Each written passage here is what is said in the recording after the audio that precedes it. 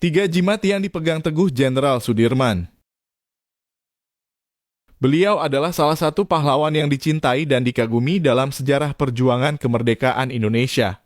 Pemimpin tertinggi pertama dalam sejarah kemiliteran Indonesia yang memilih masuk rutan dan bergerilya dalam memimpin perlawanan terhadap militer Belanda yang hendak merebut kemerdekaan dari tangan bangsa Indonesia.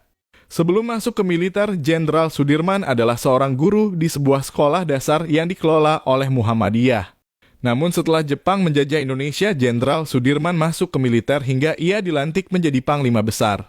Saat menjadi pemimpin, Jenderal Sudirman adalah sosok yang paling dicari oleh lawan. Namun dirinya selalu bisa dan berhasil mengecoh Belanda yang berusaha menangkapnya. Dikabarkan beliau disebut memiliki jimat yang ampuh untuk melindungi dirinya dari serangan agresi Belanda. Karena itu inilah salah satu kisah dari berbagai kisah heroik dan kesaktian Jenderal Sudirman dalam menghadapi Belanda.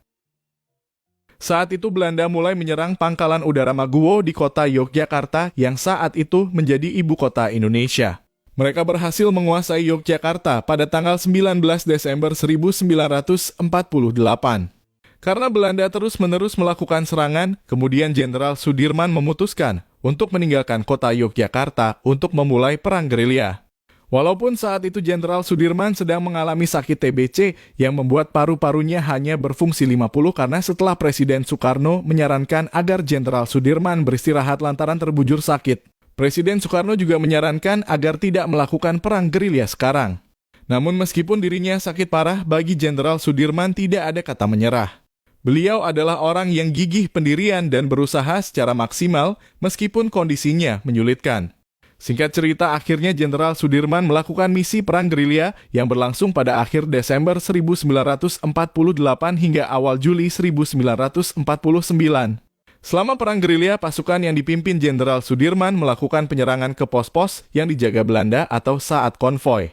Jenderal Sudirman memang diketahui ahli strategi dalam berperan dan mengecoh lawan meski markasnya berhasil ditembus. Namun Belanda tetap gagal menangkap dirinya. Karena itulah tidak sedikit para pejuang yang lantas kebingungan melihat kejadian tersebut. Banyak para prajurit Jenderal Sudirman yang lantas bertanya mengenai jimat sakti hingga sang jenderal besar ini bisa lolos begitu mudahnya dari serangan lawan. Diceritakan dari berbagai sumber saksi sejarah dari mulut ke mulut, rupanya Jenderal Sudirman memiliki 3 jimat yang selalu dipegang teguh. 3 hal itu antara lain selalu menjaga wudhu, sholat tepat waktu, serta niat tulus dan ikhlas dalam menjalani pertempuran demi kepentingan rakyat Indonesia.